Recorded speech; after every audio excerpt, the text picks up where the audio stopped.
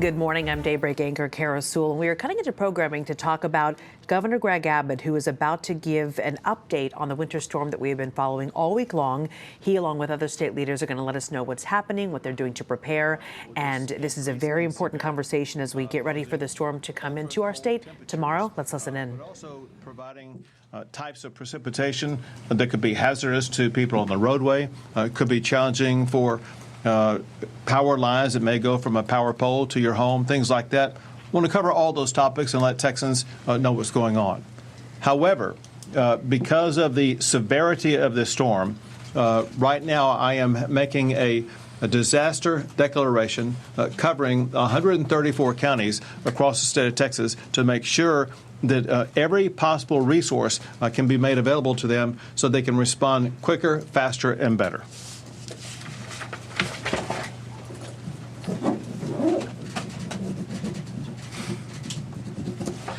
And the list of those 134 counties, I'm not going to read off to you right now, but they will be available to the press here shortly, and every county will know about it. Bottom line is that because this storm is coming in, because we know it's coming in, we have the ability for our fellow Texans to get prepared now. Don't begin getting prepared late tomorrow or think you can get around doing it on Saturday. It's going to be too late.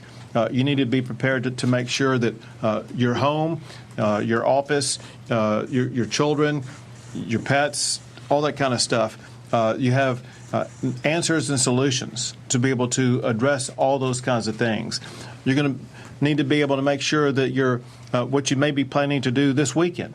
You need to consider reevaluating whether or not you can, should, or be able to do that. And obviously, part of this depends upon where you live. The reality is about the top two-thirds of the state of Texas, maybe from San Antonio all the way up to the tip-top of the Panhandle, will be the worst hit. There may be parts of the Rio Grande Valley that are not hit very much at all. But if you're in the weather zone that's going to be hit the hardest, is hugely important that you, your families, your businesses, you begin that preparation today, knowing that what you do today, what you do tomorrow, and decisions that you're going to be making over the weekend, you're going to have the ability within your own hands to be able to save your own lives. Whenever we go through any type of disaster, job number one is always protecting lives. And one of the most dangerous ways in which you can expose your life to harm is if you make the decision to get out on a roadway that's already had precipitation on it that's frozen. When you're driving, when you have slick ice or something like that, you may not be able to see it with your eyeball. But when your tire goes across it, you lose control of your car, and it can cause harm to you, harm to others. And so what we strongly encourage is if you're in an area with this ultra cold temperature that also has precipitation, do not be on the road unless you have to be on the road. You can save your own life and save your own property and save those around you. If you just be cautious driving for just a couple of days before the winter storm expires. With regard to that, the Texas Department of Transportation is working already to begin to prepare our roadways across the state of Texas. You'll hear more about that from TxDOT themselves, but I just want you to know that we as a state, we're not waiting until later today or tomorrow or the next day to get prepared. We are acting right now to make sure the roadways and all the affected areas are being layered with elements that will help ensure that we can prevent as much freezing as possible, make driving on them as safe as possible, knowing full well we will not be able to fully achieve that. One thing that we talked about earlier, and that is there are going to be road plows in many regions across the state of Texas. One thing that is kind of amazing to hear, and that is that there are operators of road plows and the plows themselves that seem to be hit many times in winter storms like this. And what that does is it takes that road plow out of operation. And so if you see a road plow on the road, know that they're trying to help you, trying to help your community, trying to make it easier and better for people to pass by on that roadway. If you see a road plow, just be very conscious of it. travel slowly and cautiously around it, and do not interfere with what it's doing. Very importantly, I know that a lot of people across the state are thinking about, gosh, is this going to be a catastrophic winter storm that's going to cause us to lose power? The answer is the ERCOT grid has never been stronger, never been more prepared, and is fully capable of handling this winter storm. There is no expectation whatsoever that there's going to be any loss of power from the power grid. That said, it's important for the public to understand there's a difference between the power grid across the entire state of Texas and making sure we have enough power to get to the power generators and have the generators get it to your home. And that's separate, however, from what could happen between the pole outside your home and your home. Because of precipitation coming down that would be ice, it could weigh down the power line from the pole to your house. That could cause a downing of the power line for you or maybe for your neighborhood. That is not an ERCOT grid issue. That's a local power provider issue. And the local power providers have never been more prepared for any winter storm ever. They're going to have trucks, vehicle, and personnel to make sure that if your power line goes down near your house, they're going to get it up and running as quickly as possible. They are already pre-positioned as we speak right now to make sure that your power stays on. And be in contact with your local power provider, obviously, if your line does go down, knowing somebody's going to be there to help you out. The one thing that assists in that regard, just to update you a tiny bit, and that is there's been an ongoing effort over the past several years to make sure that there is what's called vegetation management for all of the power providers. What that means is, whether it be for hurricane purposes or winter storm purposes, the vegetation, whether it be trees, branches, whether it be large plants, things like that, those types of things that otherwise could have caused a power line to go down or could be touching a power line, we have done over the past couple of years more than ever to remove that vegetation from lines that could be downed because of a winter storm like this. Another thing that the local power providers have done, they have replaced poles and have better, stronger, more capable poles than ever before. Very importantly, and this is a part of the laws that we signed a few years ago, and that is these power generators and power providers, they have obtained additional sources of fuel to make sure there will be no fuel shortages. There already is an abundance of natural gas, which is the primary source of fuel for power generation. And because of requirements by the state, but also because of readiness by these power generators. They already have an abundant amount of extra natural gas supplies to be able to supply the natural gas to generate power in the event that there is any shortcoming in the movement of natural gas from the wellhead to deliver it to the power provider. Bottom line, no concern about any loss of access to the natural gas to make sure power generators stay on. In ERCOT, I'm going to let Pablo Vegas talk to you more about what the status of ERCOT is and what's going to happen. Going back to what I just said and talking to Railroad Commission leaders, I say, listen, there's ample gas storage to be able to meet all the needs for this winter storm, and there's really no concern about the natural gas supply.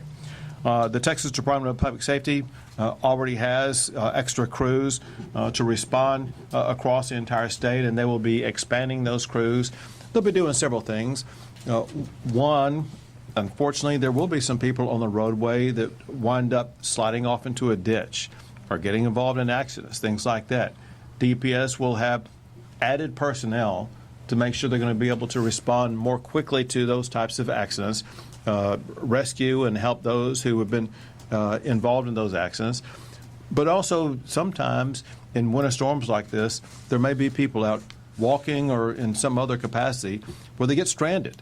And whether it be the Texas Department of Public Safety or the Texas National Guard, We're going to have personnel out there to rescue people in any type of situation they get into where they need to be rescued from, and be able to take them either to warming centers, back to the house, or to a hospital, whatever the situation calls for.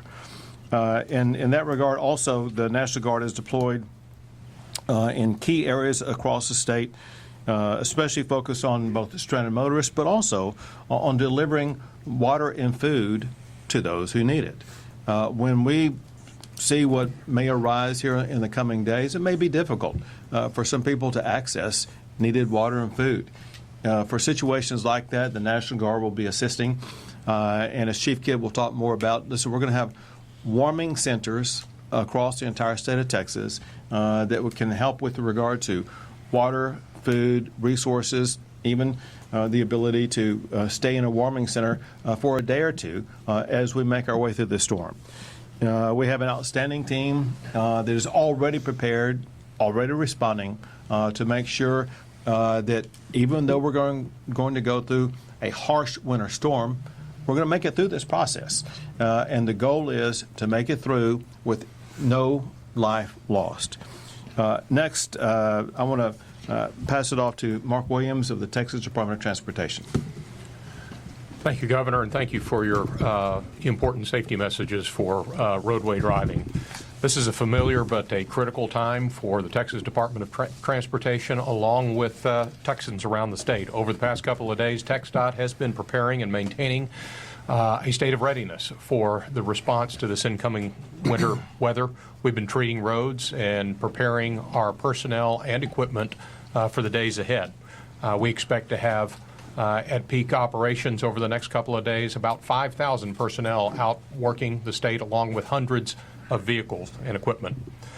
We also rely and have been working to reposition our own crews around the state, moving crews from South Texas and some of our regional crews to areas of the state where we expect the conditions to be most severely impacted. And we also work with our partner state agencies and contract personnel to have additional equipment and personnel at the ready.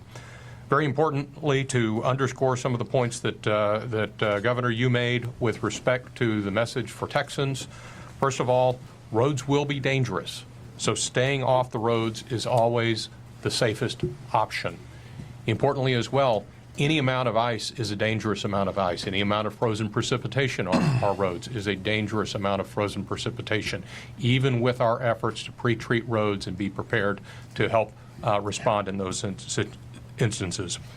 We encourage drivers to know before you go. Be aware of what the travel conditions are going to be like, especially if you might be traveling out of your local area. If you have to travel, you might be changing, as we've talked about. The weather conditions across the state are going to change dramatically, so know before you go. DriveTexas.org is a great spot, great site that we maintain where we post road conditions. If travel is necessary, drivers should expect dangerous conditions. We ask drivers to slow down, increase following distance, brake slowly. Very importantly, because of the ice, to be aware of falling limbs, downed limbs, and power lines. You need to stay away from those power lines. Very important. Emergency preparedness if you're going to be out on the road, because the road conditions are dangerous. Vehicles should be stocked with fuel, food, water, and blankets in case of long delays due to road closures. Travel can be disrupted, and so motorists need to be prepared for that.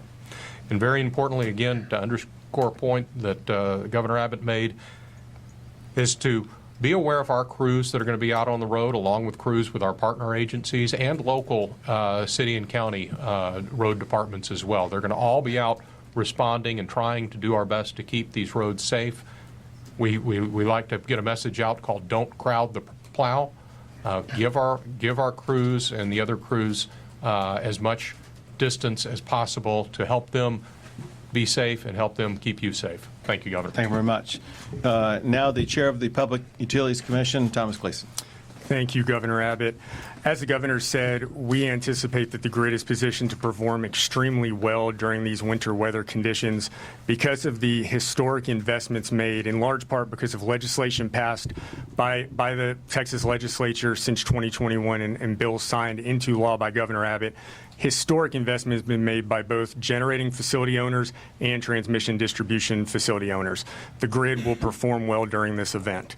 Just to give you all, a little look into what transmission distribution utilities have done thus far, we began communicating with them earlier this week around Monday or Tuesday.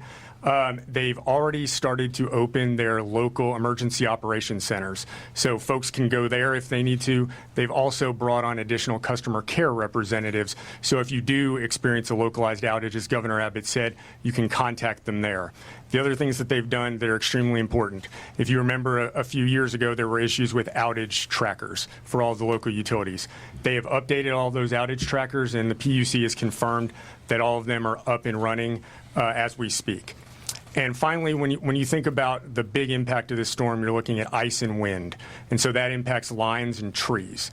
As the governor said, the investment in vegetation management over the last 5 years has been historic. If you look at the map right now, the Dallas-Fort Worth area seems to be impacted the most in the ERCOT region. I spoke to Oncor yesterday. Because of a law passed in 2023, House Bill 2555, that was authored by Representative Metcalf and sponsored in the Senate by Senator Schwartner, signed into law in June of 2023. Oncor has done vegetation management on an additional 8,000 line miles above and beyond what they would have done absent that law, and replaced almost 20,000 additional distribution poles. So that's just a really good example of the historic investment that's been made because of the action taken by the state.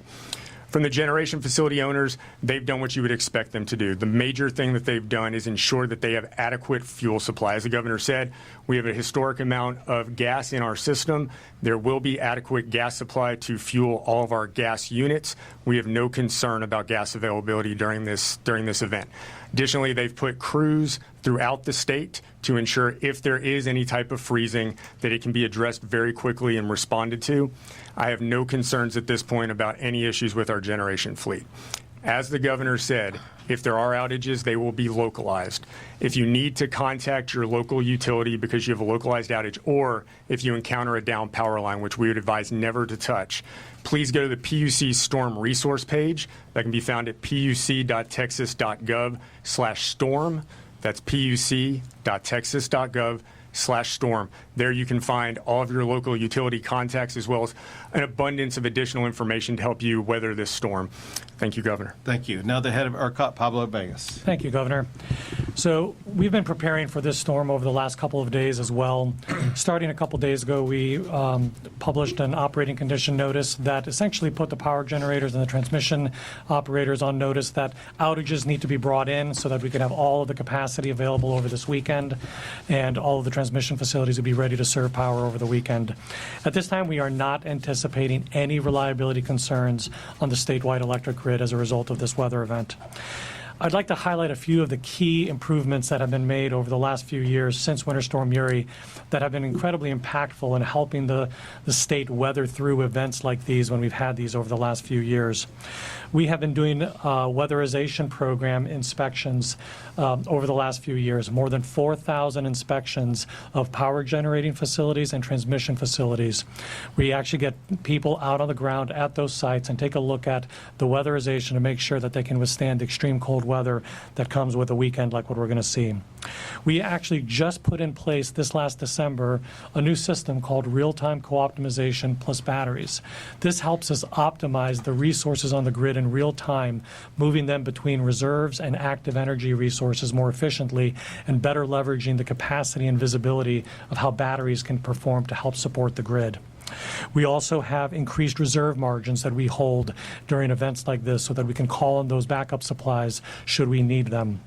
There's more than 30 power generating facilities that have fuel stored on site. If there were to be an interruption of the gas supply, more than 30 power gen facilities can draw on that on-site fuel to keep operating during an event like this. So we're coordinating very closely across the state with all partners, including the Texas Energy Reliability Council.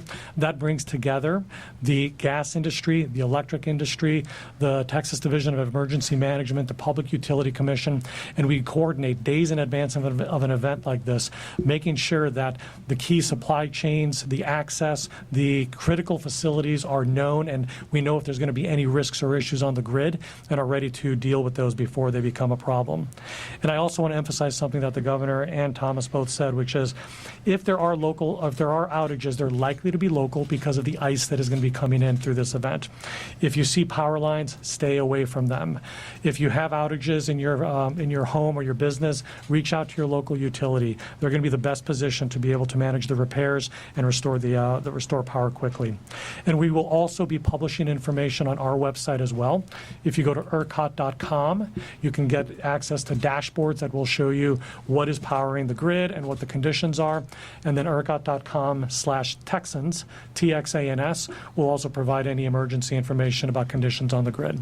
Thank you. Back to Thank you very Governor. much. And now the Chief of the Texas Division of Emergency Management, NIMCIT. Thank you, Governor.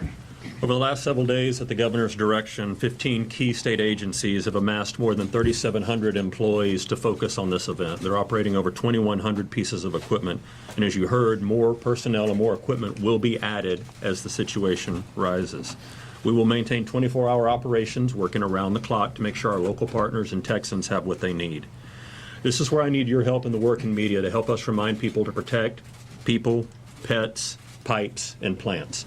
I spent a little bit of time yesterday making sure my property was ready. And in the stores that I was in, people were out there taking advantage of the warm weather to get ready for the cold weather. So help us get that message out as well.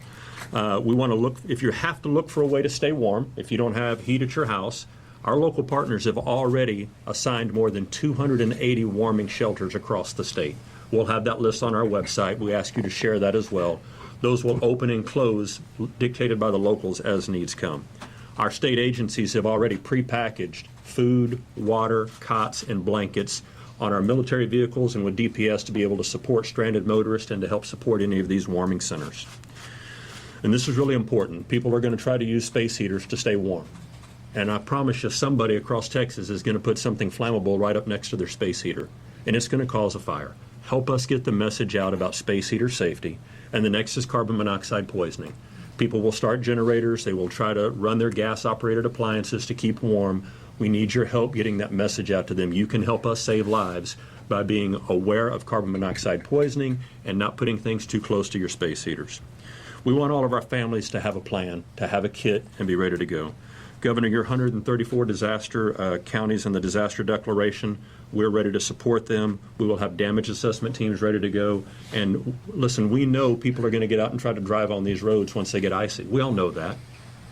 There's a high likelihood somebody's going to slide into a power pole and take a line down. You need to be ready at your home in order to stay warm and have a family communication plan. Governor, we're ready. Thank you very much. We're open for questions. I wanted to ask a little bit about the North Texas roads, given that's where a lot of the storm is supposed to hit.